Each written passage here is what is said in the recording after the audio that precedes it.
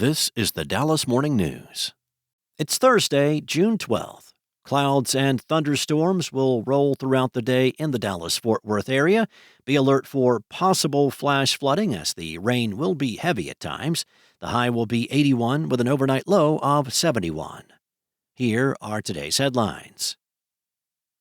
A constitutional ban on women pastors and a proposal to abolish a public policy agency accused of compromising with leftists narrowly failed on the last day of this year's Southern Baptist Convention in Dallas.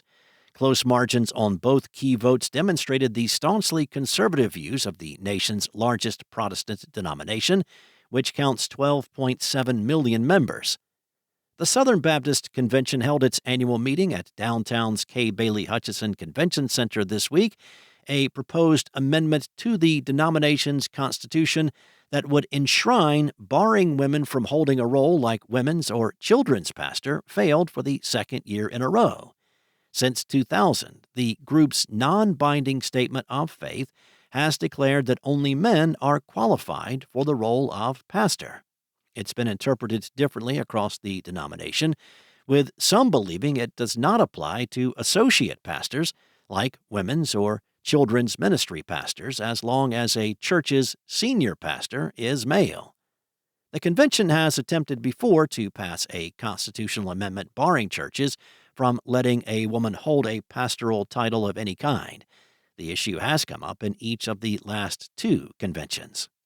Also, a proposal to abolish the Ethics and Religious Liberty Commission, the denomination's public policy arm, received about 43% of voting delegates' support, but narrowly failed. The agency's future was one of the most heated debates heading into the convention this year. In other news, the guardian and family members of an 11-year-old boy who died 2 days ago in Wylie have been arrested on child abuse charges in connection with his death. The young boy was found unconscious by first responders at his home on Long Meadow Road Monday evening. Police said the victim was found with visible injuries. Investigators learned that the boy had been intentionally physically abused.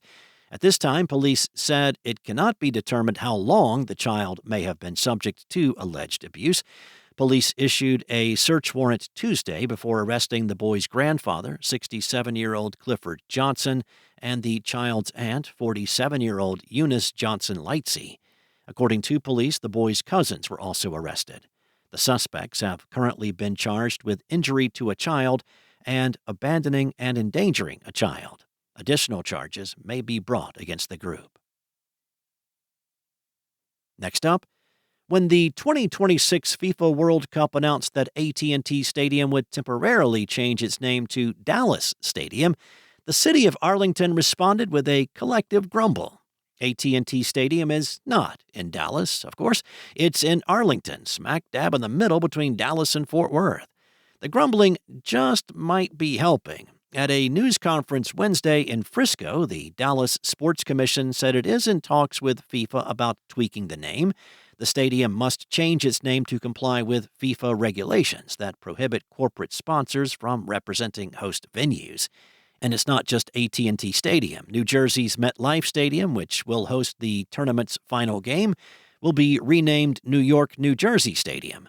Boston Stadium is actually in Foxborough, Massachusetts, and Los Angeles Stadium is in Inglewood, but both suburbs are far smaller than Arlington. Taxpayers in Arlington have said they would simply like some credit. They did foot the bill to build AT&T Stadium, which will host 9 World Cup games, more than any other site.